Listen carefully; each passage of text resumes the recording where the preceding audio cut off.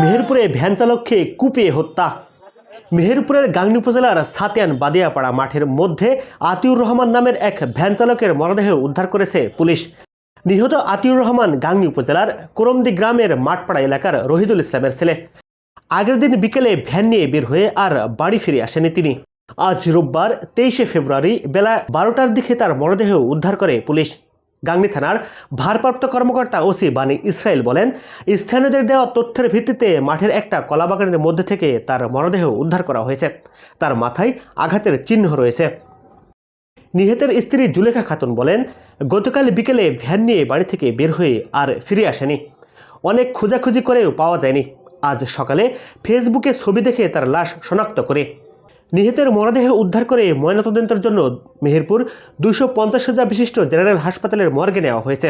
এদিকে এই হত্যাকাণ্ড নিয়ে পুলিশ ধারণা করছে তার ব্যবহৃত ভ্যান ছিনতাইয়ের উদ্দেশ্যে হত্যা করা হয়ে থাকতে পারে। তবে পরিবারের অভিযোগ, প্রতিবেশীদের সাথে জমি নিয়ে বিরোধের জেরেও এই হত্যাকাণ্ডের ঘটনা ঘটতে পারে। জাহিদ মাহমুদ, মেহেরপুর।